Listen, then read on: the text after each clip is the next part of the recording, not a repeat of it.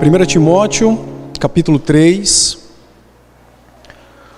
os versos de 8 a 13, eu farei a leitura, os irmãos acompanharão em suas Bíblias a leitura do texto. 1 Timóteo 3, de 8 a 13, diz assim então a palavra do Senhor.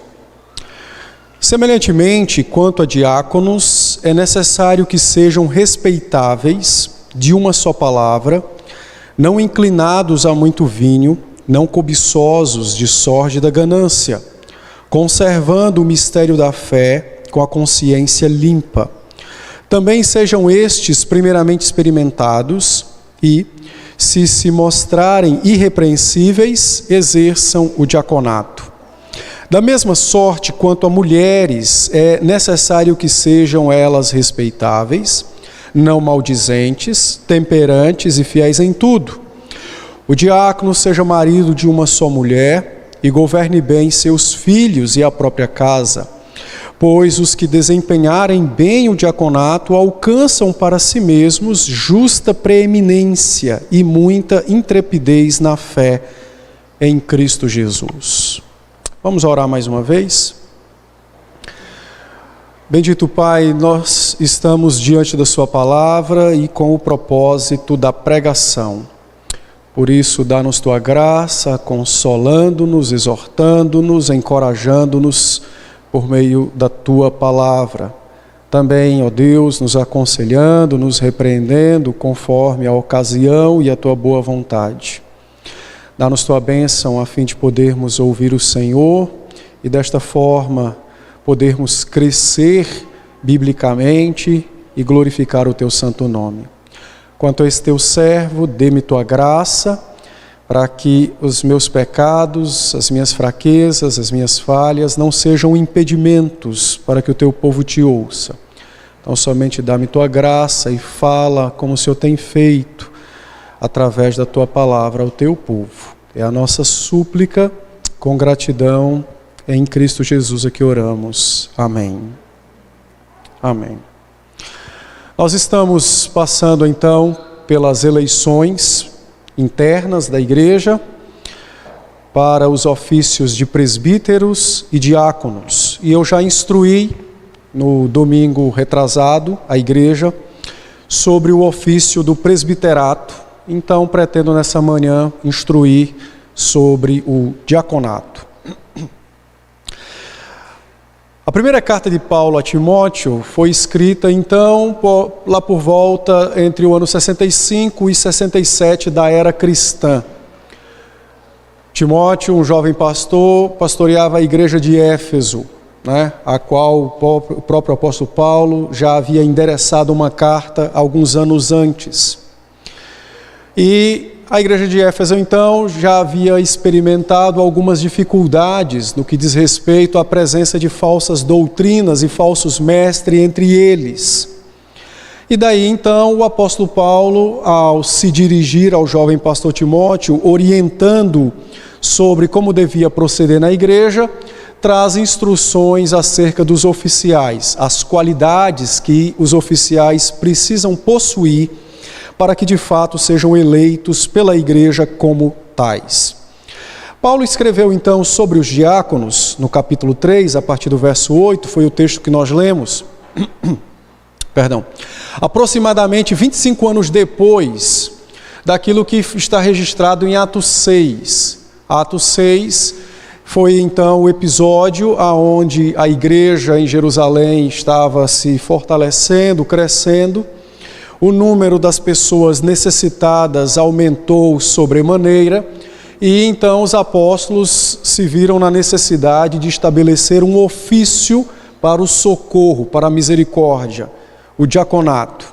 Em Atos 6, então, a ordem apostólica era que fossem escolhidos 7 homens de boa reputação, cheios de fé e do Espírito, e que estes se dedicassem ao auxílio dos necessitados, enquanto eles, os apóstolos, dedicariam-se, então, ao ministério da palavra e da oração.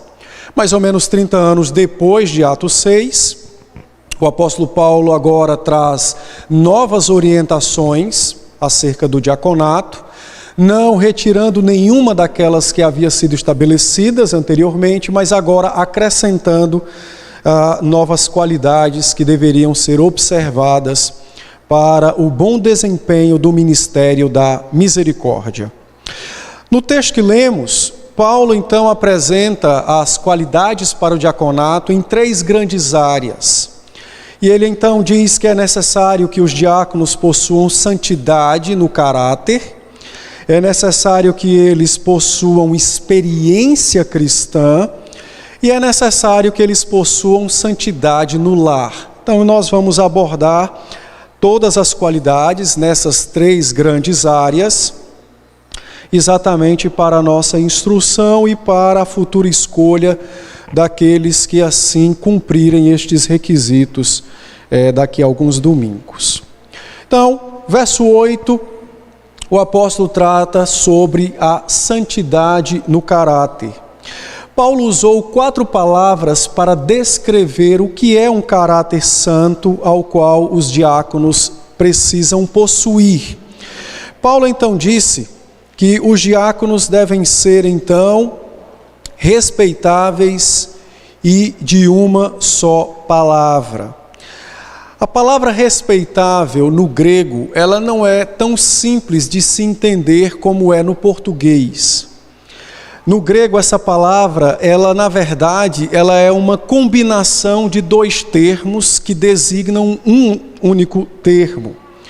A melhor tradução para a palavra no original, querendo abarcar o sentido de respeitável, é exatamente uma combinação de cortesia, mas ao mesmo tempo com humildade. É uma combinação então de dignidade e de cortesia e ao mesmo tempo revestido com humildade. Então essa combinação de dignidade, de respeito próprio, de humildade com cortesia, ela faz com que aqueles que pleiteiam o diaconato possuam uma integridade respeitável de um modo natural, ou seja, não sejam pessoas meramente respeitáveis para o ofício que se pretende, mas que de fato possuam naturalmente essa integridade que angaria para eles o respeito, que angaria para eles então o respeito. O diácono então precisa ser respeitável, precisa ser esse homem íntegro que combina em suas ações essa dignidade com cortesia, essa cortesia com humildade, e então estas coisas operando nele, o respeito tributado a ele será algo tributado naturalmente. Paulo também diz que os diáconos precisam possuir uma única palavra, ou seja, eles precisam ser homens sinceros. A palavra sinceridade implica que os diáconos não podem ser agentes de fofoca ou homens dados aos mexericos. Os diáconos não podem ser aqueles, porque eles transitavam nas casas e socorriam os necessitados, eles não poderiam sair portando as necessidades e as impressões que eles colhiam nas casas e levá-las a outros lares. Então, os diáconos precisam ser homens sinceros, homens de uma só palavra. Eles não poderiam sair, então, andando por aí e propagando coisas particulares de cada lar, propagando em outros lares. Deveriam ser homens de uma palavra exata. Essa é a expressão no original, sinceridade, uma pessoa de uma palavra exata. Então, os diáconos precisam ser homens de uma só palavra, homens sinceros. Paulo também diz que eles precisam ter equilíbrio no uso das coisas, naquilo que se come, naquilo que se bebe. E no caso, então, diz que eles não podem ser inclinados a muito vinho. Então, eles não poderiam ser homens desequilibrados no consumo de bebida alcoólica. Eles precisavam, então, ser homens encontrados não apenas na sobriedade, ou seja, o contrário da embriaguez, mas homens que sabem dominar os apetites, homens que sabem dominar os desejos. Então, eles precisam ser homens que deveriam ser encontrados como aqueles que sabem governar bem as suas vontades, não é? Homens que governam bem as suas vontades. Paulo também disse que os diáconos não podem ser homens cobiçosos, de sórdida ganância. A expressão grega para sórdida ganância significa perseguir o ganho desonesto. Então, os diáconos não podem ser homens que amem o lucro de uma forma desordenada. Eles não podem ser homens que amem o lucro de um modo desordenado. A expressão lucro desonesto, ela não significa apenas o roubo ou aquilo que não é lícito, mas a expressão lucro desonesto implica um coração que é dado ao ganho, um coração que é entregue ao ganho. É quando o desejo pelo ganho controla a vida. De tal sorte, então, que agora este ganho governa aquele coração.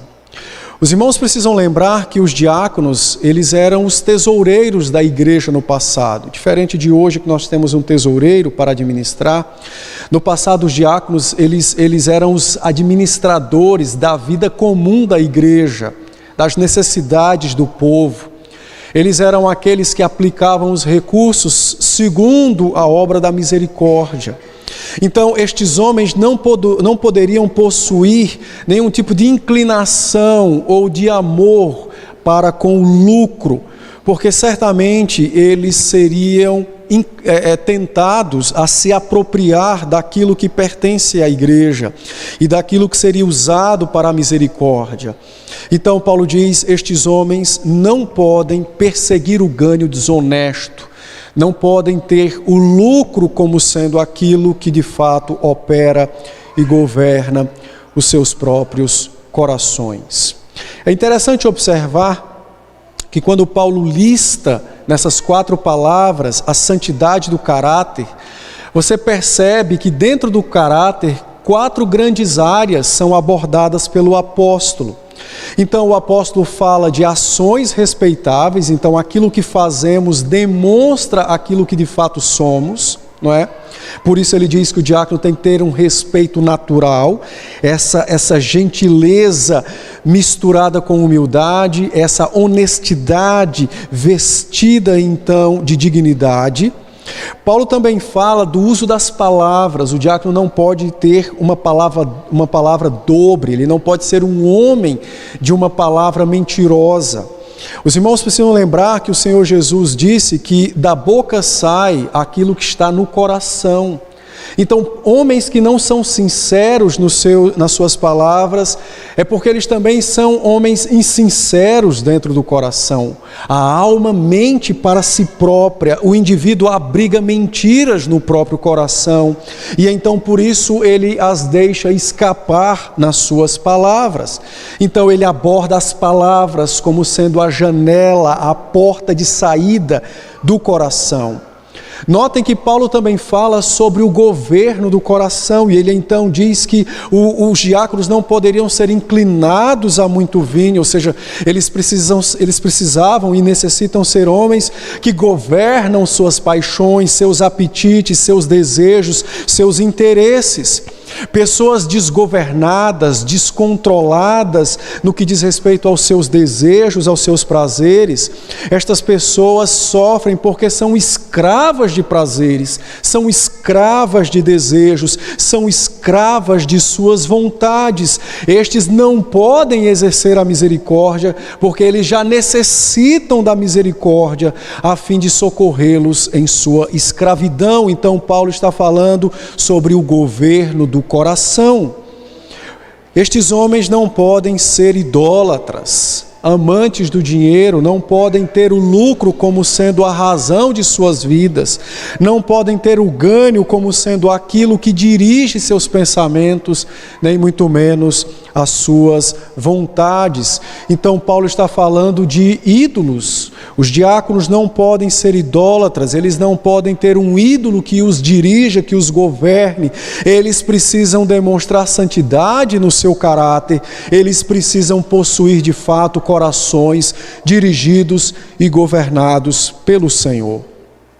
Aplicando isso a nós, meus irmãos, a todos nós, e não apenas àqueles que pleiteiam o diaconato, Paulo fala de 4 grandes áreas do coração que precisam ser santificadas. Ele fala então das ações que precisam ser santificadas, das palavras que precisam ser santificadas, ele fala do controle do coração que deve estar nas mãos do Senhor Jesus Cristo, e ele fala daquilo que nós adoramos, a idolatria, a avareza, o amor desenfreado pelo dinheiro. Estas 4 grandes áreas são as áreas que descrevem o caráter de uma pessoa. Estas 4 grandes áreas são as áreas que demonstram aquilo que nós somos e aquilo que nós temos. Homens podem não ser idólatras no que diz respeito ao dinheiro, mas são amantes dos prazeres, são hedonitas, por exemplo. Estes também não podem exercer o diaconato, porque seus corações estão escravizados por algum tipo de prazer. Homens que não sabem dominar suas paixões, seus desejos, suas vontades, e neste caso aqui a questão do uso da bebida, estes também não podem exercer o diaconato, porque eles são escravos de suas próprias vontades, suas paixões os dirigem, então eles não saberão julgar as situações para ministrar a misericórdia. Homens que não sabem dominar suas palavras ou que não ligam para aquilo que dizem, homens que não santificam seus corações para que de fato a boca possa deixar fluir e sair aquilo que é bom, santo e agradável, estes também não podem exercer o diaconato.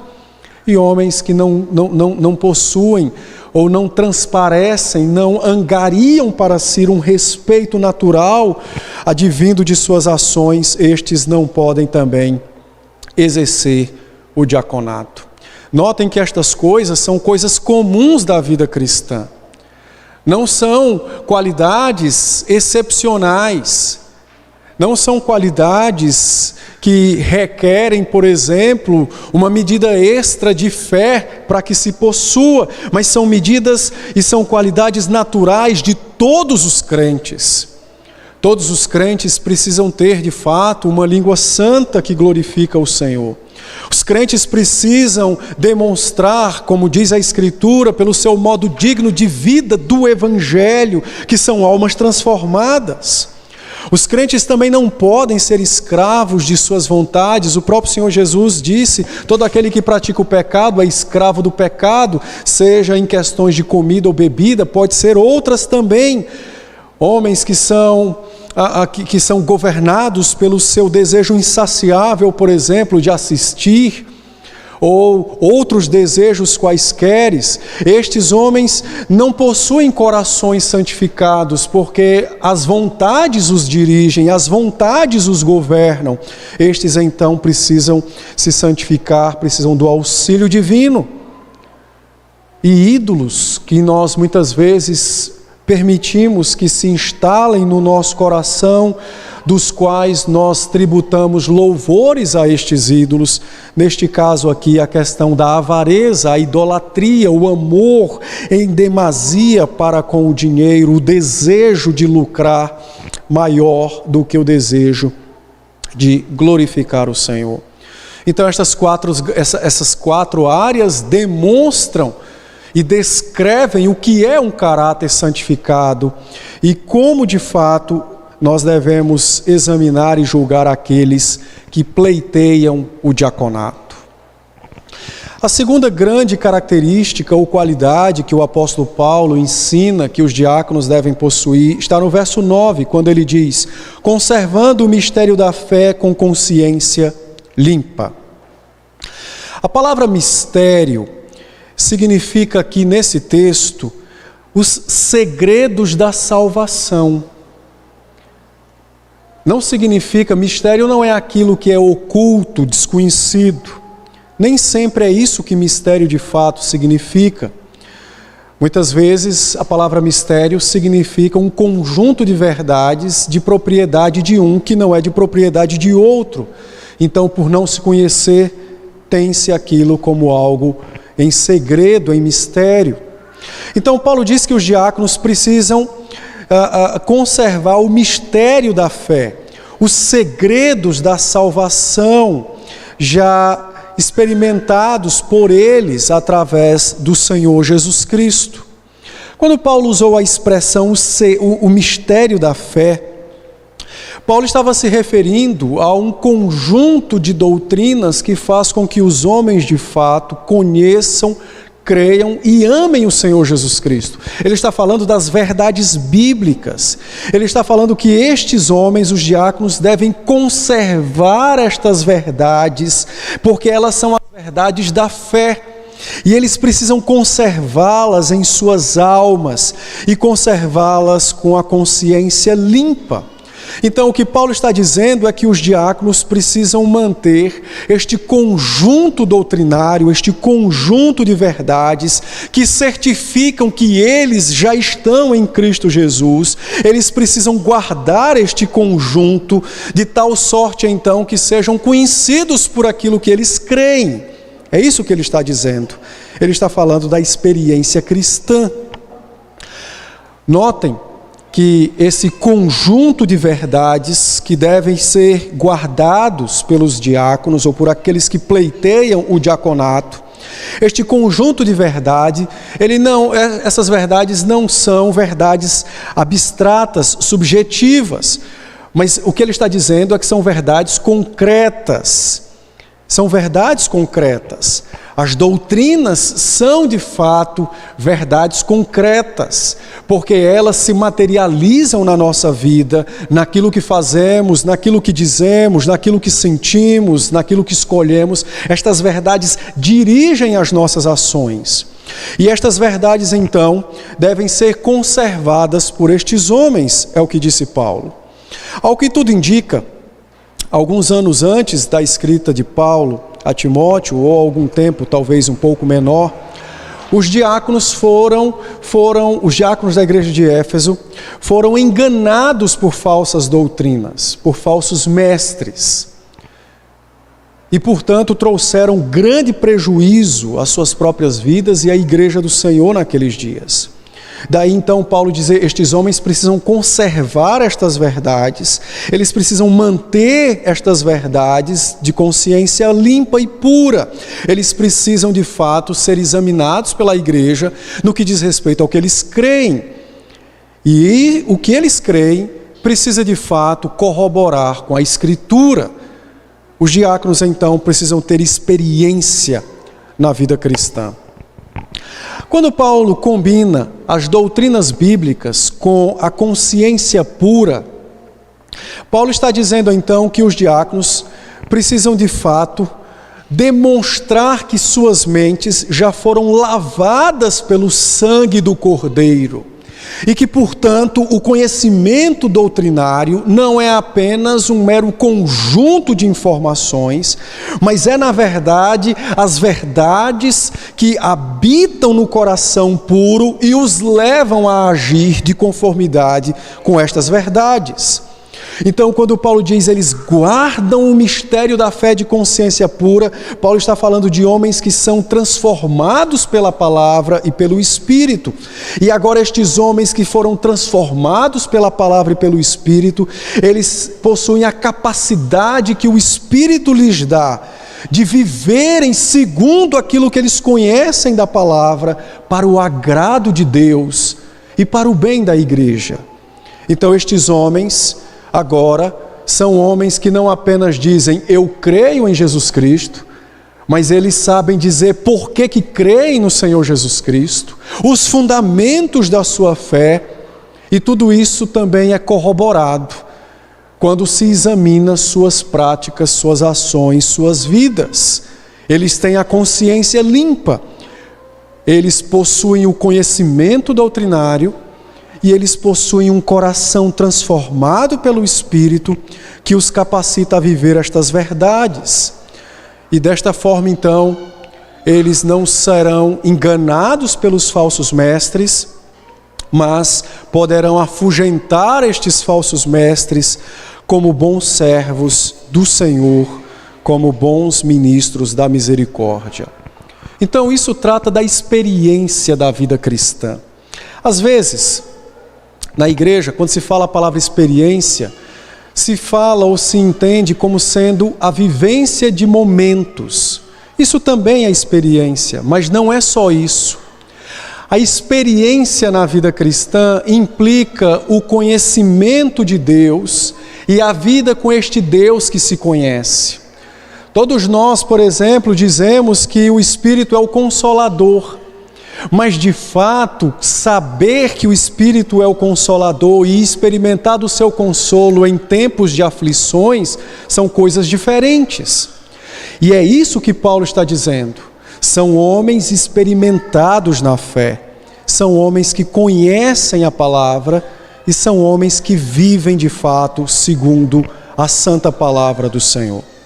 Eu quero fazer uma aplicação para nós, tomando então essa orientação apostólica sobre a experiência na vida cristã. Os diáconos precisam ser homens maduros na fé.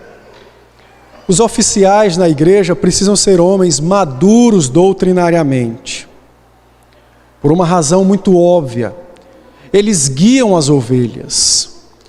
Agora imagine você se os guias das ovelhas não sabem por onde andar, como eles guiarão as ovelhas. Imagine você que os diáconos são os ministros da misericórdia, e eles não conhecem como é a misericórdia segundo a Escritura. Eles podem até ajudar o necessitado, mas não quer dizer que haja misericórdia para o necessitado. Esta é a diferença entre o auxílio social e a obra da misericórdia trazida aos cuidados da igreja. Ele pode até socorrer um necessitado, mas ele não será misericordioso com o necessitado, porque ele não ministrará o evangelho ao coração, mas talvez apenas o pão para o estômago. Os oficiais precisam ser homens com profundidade doutrinária, com conhecimento da Escritura e da pessoa do Senhor Jesus Cristo e de uma vida com estas verdades. Porque eles guiam o rebanho, ou eles guiam pelo caminho que se deve andar, ou eles guiam pelo caminho que não se deve andar. Então, é necessário que os diáconos sejam homens maduros na fé. Eu não estou dizendo que os diáconos precisam ser PhD em teologia, não. Eles precisam ter conhecimento. Eles precisam ter profundidade na Escritura. Eles precisam ter uma vida de fato com o Senhor. Os diáconos, então, diz o apóstolo Paulo no verso 10, eles precisam ser experimentados primeiramente. Notem que Paulo fala da experiência cristã e diz que eles têm que ser experimentados primeiramente. Se eles se mostrarem irrepreensíveis, exerçam o diaconato. Então, o apóstolo Paulo recomenda que a igreja examine primeiramente os irmãos, os que pleiteiam o ofício da misericórdia, não é? Vejam se essas pessoas, elas são empáticas, se elas se condoem com a dor do outro, se elas de fato possuem essa experiência cristã e se elas se importam com as outras, se elas sabem ministrar o socorro. É importante entender isso. Se assim procederem, então, que estes irmãos sejam eleitos para o diaconato. É diferente, por exemplo, e às vezes acontece com muita frequência na igreja do Senhor, elegermos os diáconos porque ou há um distrato para com o ofício por parte da igreja, ou às vezes queremos agradar alguém, aí, vamos agradar alguém, então dá o que para ele? Dá o diaconato. E aí elege a pessoa para o diaconato. Isso é um pecado seríssimo. que isso ofende o Senhor Jesus Cristo e a obra da misericórdia estabelecida no seio da igreja, por parte do Senhor. Então, é necessário que os diáconos sejam instruídos e examinados segundo a fé e também segundo a prática do socorro e da misericórdia. E em terceiro lugar, o apóstolo Paulo então traz a última exigência, essa a mais longa de todas, que ele fala sobre a santidade na família. Então, verso 11 ele diz: da mesma sorte quanto a mulheres, é necessário que elas sejam respeitáveis, não maldizentes, temperantes e fiéis em tudo. O diácono seja marido de uma só mulher, governe bem seus filhos e a própria casa.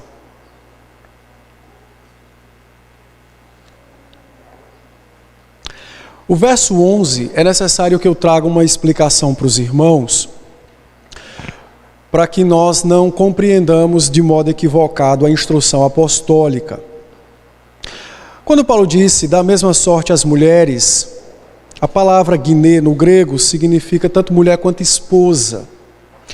E esse verso ele possui basicamente 3 interpretações. A primeira interpretação é a que fala das esposas dos diáconos. A segunda interpretação é aquela que fala sobre as auxiliares, irmãs que auxiliavam os diáconos no trabalho da misericórdia. E a terceira é aquela que crê que Paulo está se referindo à presença de diaconisas na igreja.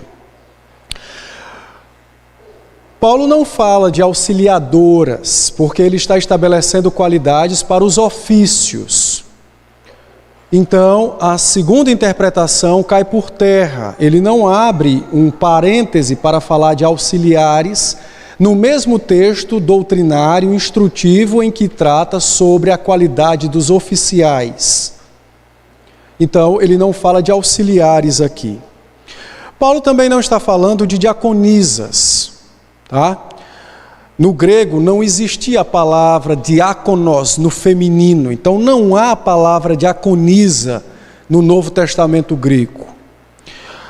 Paulo não fala então que as mulheres devam exercer o ofício do diaconato.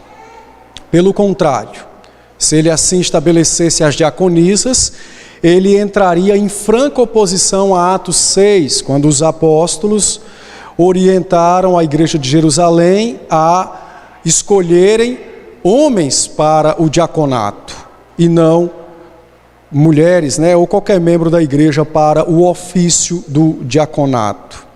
Então, ele não fala de diaconisas, não há base bíblica para o ofício feminino na igreja do Senhor. Paulo então está falando de quem, pastor? Ele está falando da mulher do diácono. Ele não está falando nem de auxiliares e nem de diaconisas. Ele fala das esposas, semelhantemente às esposas. Por que Paulo traz qualificações específicas para a mulher do diácono, quando ele não trouxe qualificações específicas para a esposa do presbítero? A razão é simples. Os diáconos eram aqueles que lidavam com o dinheiro na igreja, como eu já disse, e que assistiam os necessitados, socorriam mulheres viúvas e órfãos. Então, os diáconos tinham em seu encargo uma obra de misericórdia extremamente abrangente. E é necessário, então, que as esposas dos diáconos também possuam um padrão de fidelidade, de respeitabilidade, porque estas mulheres, ao acompanharem os seus maridos, precisariam também manter a discrição dos respectivos lares que visitassem. Ora, seria uma imensa incongruência os diáconos serem sinceros em suas palavras, mas suas mulheres serem as agentes da fofoca na igreja, levando os problemas de uma casa para outra, já que estas possuíam entrada franca nestes lares quando ministravam a misericórdia juntamente com os seus maridos. Então o apóstolo orienta os irmãos que observem as esposas dos diáconos, para que estas também, sendo examinadas, corroborem com o ofício de seus maridos, no trabalho e no exercício da misericórdia. Então note que Paulo vai dizer o seguinte: da mesma sorte quanto as esposas, é necessário que sejam respeitáveis, a mesma qualidade do marido, não é? Elas precisavam ser sinceras, não podiam ser caluniadoras, difamadoras, não podiam serem achadas em fofocas, em mexericos. Isso degrine o ofício diaconal e isso impede que a igreja goze de confiança e também de liberdade entre aqueles que tinham a seu encargo o ministério da misericórdia. É necessário também que essas mulheres não sejam maldizentes, não é?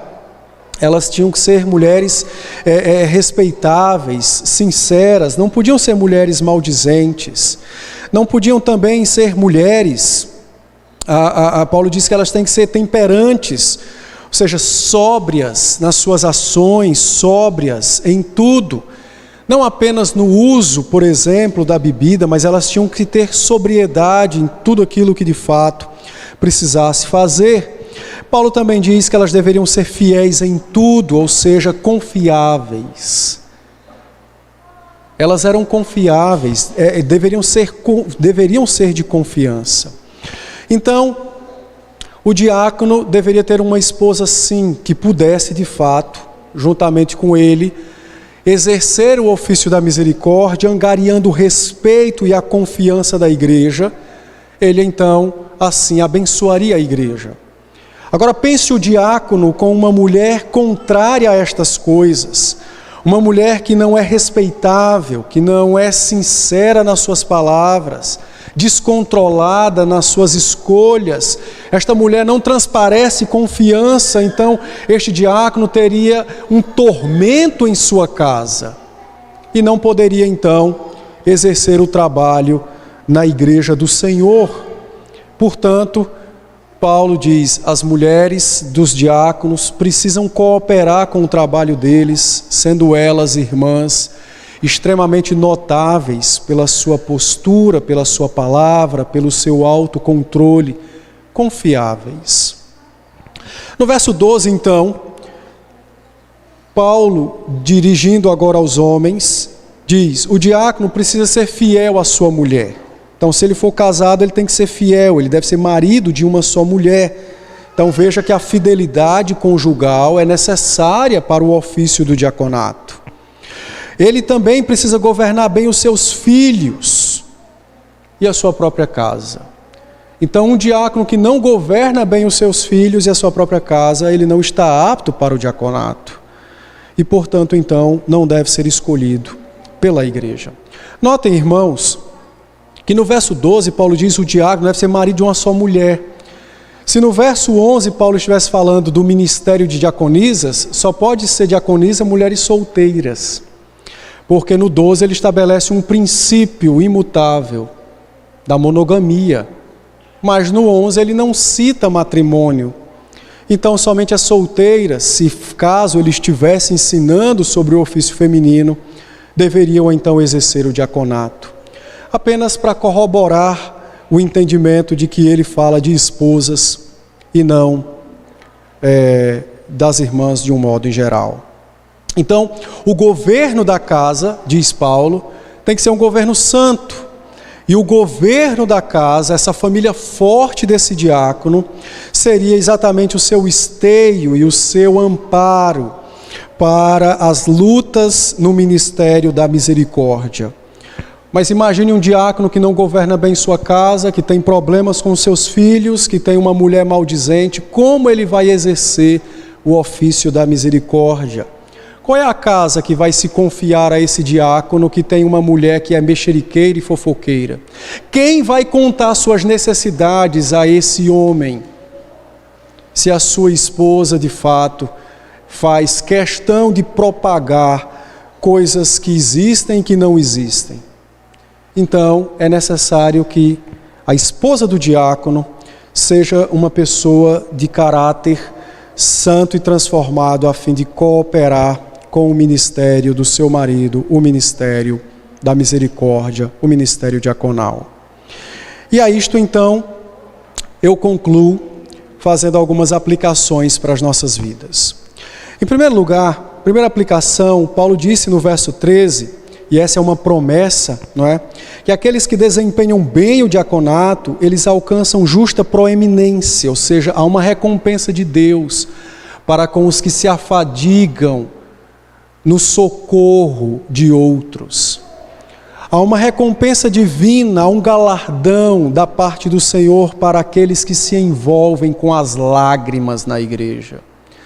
Há uma recompensa divina para com aqueles que se envolvem com as dores. Há uma recompensa do Senhor para estes. Quando Paulo disse que o diácono, ele de fato alcança justa proeminência entre os homens, ou seja, uma posição de honra diante da igreja e diante do Senhor, Paulo está relembrando aos diáconos aquilo que o próprio Senhor Jesus ensinou em Marcos 10, 45, que Ele próprio, Cristo, veio para servir, para se envolver com as lágrimas, para se envolver com as feridas das ovelhas que Ele comprou pelo seu precioso sangue. Ele está se referindo que é digno de honra o servir na casa do Senhor. Pois mais vale dar do que receber, melhor é aquele que recebe, aquele que dá, do que aquele que recebe.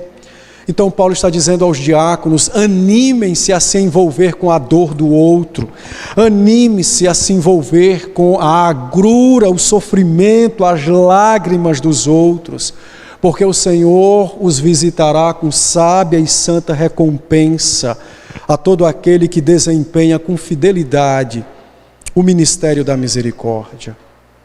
A todo aquele que de fato desempenha com fidelidade o ministério da misericórdia. Então essa é a primeira aplicação do texto.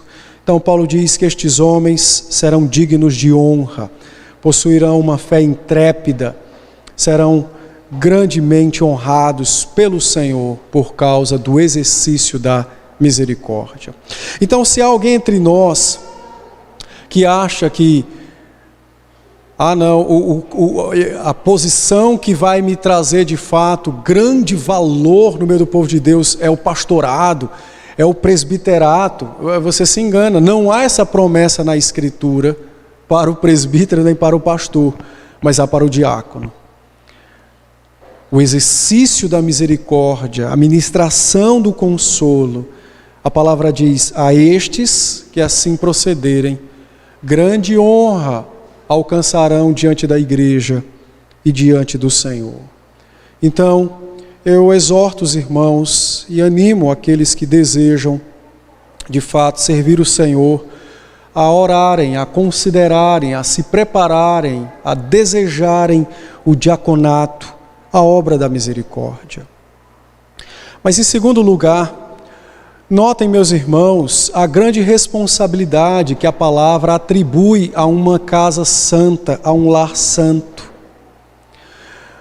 Às vezes, nossos olhos na vida cristã estão tão focados na igreja, no culto público, numa reunião de jovens, de adultos, num trabalho evangelístico. As pessoas às vezes sonham em fazer missões, mas os seus lares estão apodrecendo por causa do pecado. A palavra traz uma ênfase, e uma grande ênfase sobre o lar. A igreja do Senhor, ela só é forte quando nossas casas são fortes. A igreja do Senhor só é de fato pujante quando nossas famílias também o são. Lares fracos, homens que não sabem governar, mulheres que não sabem respeitar, filhos que não são educados segundo a Escritura, e isso é um deboche contra Cristo e a sua palavra. É um atentado contra a santidade do nosso Salvador e contra o seu corpo, que é a igreja.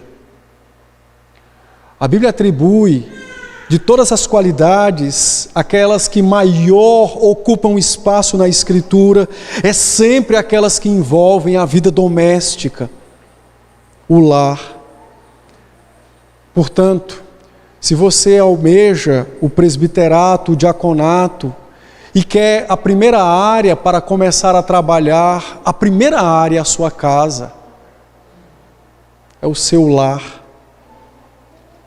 Portanto, não despreze a sua casa. Pelo contrário, cuide dela. Uma casa que é ornada com a glória de Cristo. Esta casa também será transportada para a igreja. E esta igreja também será ornada com a glória de Cristo. Então não desconsidere a sua casa. E por fim, em último lugar, não é pecado, meus irmãos, trabalhar para o Senhor esperando uma recompensa. Paulo disse: quem desempenhar bem o diaconato, alcança para si mesmo justa preeminência e muita intrepidez na fé.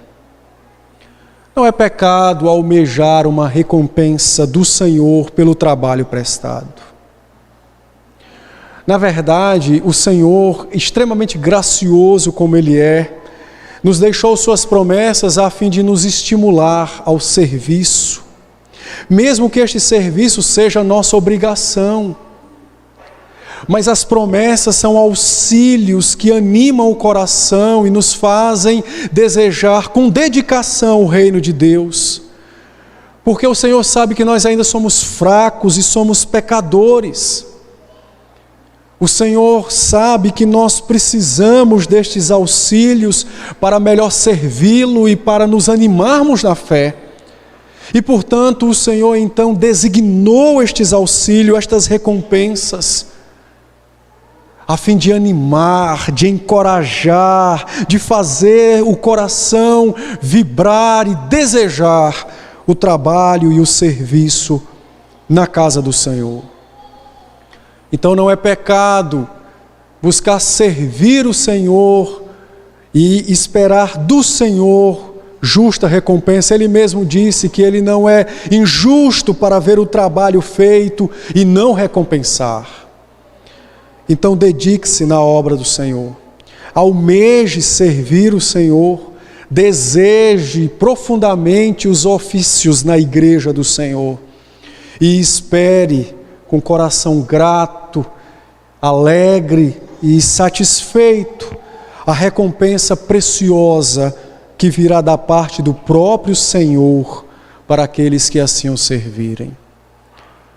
Que Deus então seja conosco e nos abençoe, e que estas verdades profundamente calem no nosso coração, para a glória do Senhor e para o nosso próprio bem.